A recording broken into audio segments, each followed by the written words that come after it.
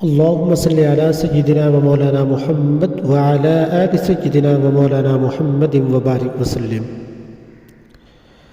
اللہ تبارک و تعالیٰ کے اسماء حسنہ، ان کے بارے میں اللہ تبارک و تعالیٰ نے اپنے کلام الہی میں ارشاد فرمایا وَلِلَّهِ الْأَسْمَاءُ الْحُسْنَى فَادْعُوهُ بِهَا، کہ اللہ تبارک و تعالیٰ کے بابرکت نام ہیں، اللہ تبارک و تعالیٰ کے اچھے اچھے نام ہیں، تم ان ناموں کے ذریعے سے اللہ سے دعا کیا کرو۔ اللہ تبارک و تعالیٰ ان اسماء کے ذریعے سے کی ہوئی دعا کو رد نہیں فرماتے، وہ دعا ضرور قبول ہوتی ہے۔ تو آج کی ویڈیو کا مقصد اور ٹاپک وہ ہے اسماء حسنہ کی فضیلت کو بیان کرنا۔ تو حدیث پاک میں آتا ہے حضور کائنات صلی اللہ علیہ وآلہ وسلم نے ارشاد فرمایا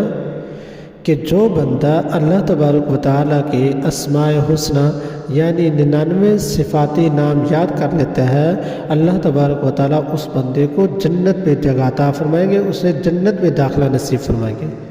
لیکن ایک بات یاد رکھنے والی ہے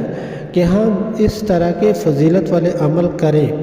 لیکن اس کو یہ نہ سمجھ لیں کہ اب ہمارے دخول جنت کا فیصلہ ہو گیا، اس کے بعد باقی سارے ارکان ختم۔ نہیں میرے بھائیوں،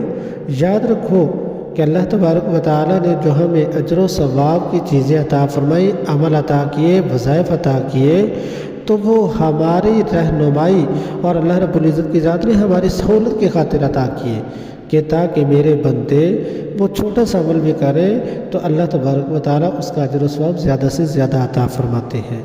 تو اللہ تبارک و تعالیٰ کے اسماء حسنہ کو جو زبانی یاد کرتا ہے تو اللہ تبارک و تعالیٰ اس کے بدلے میں اسے جنت الفردوس میں جگہ عطا فرمائیں گے۔